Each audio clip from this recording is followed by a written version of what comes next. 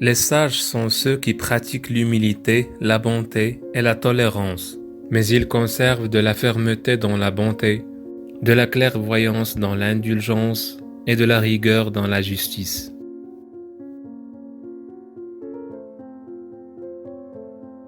Le succès ne doit pas être mesuré par la position qu'on a atteint dans la vie, mais par les obstacles qu'on a dû surmonter tout en essayant de réussir.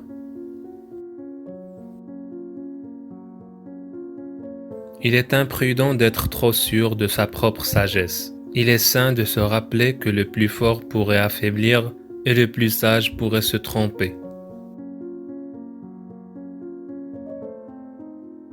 Il appartient à l'homme sage et prudent de parler avec une indulgence et une tolérance extrême, afin que la douceur de ses paroles puisse inciter chacun à atteindre ce qui convient au rang de l'homme.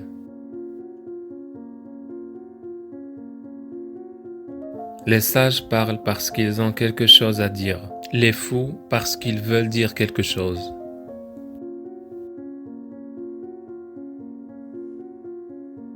Sois sage et garde-toi de rechercher par des actes honteux ou injustes les honneurs, la puissance, la fortune.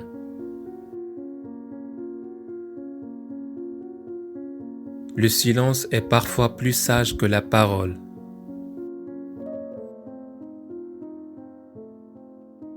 La maturité de quelqu'un se mesure à la capacité d'ambiguïté qu'il peut porter.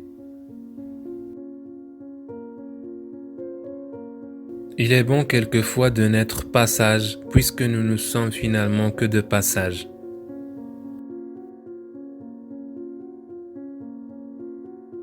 Les principes sont faits pour les sages, les lois pour les idiots.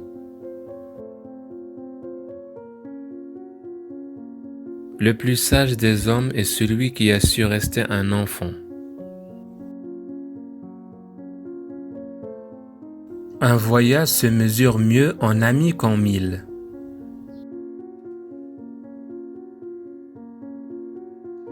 Voir s'ouvrir les portes de la sagesse, c'est voir le seuil où la lumière cède devant l'ombre. Et savoir combien on est ignorant est déjà un grand savoir.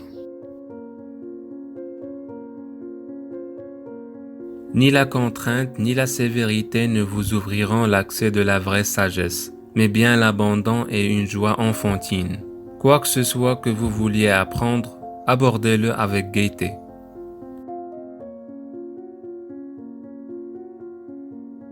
Le sage guérit de l'ambition par l'ambition même.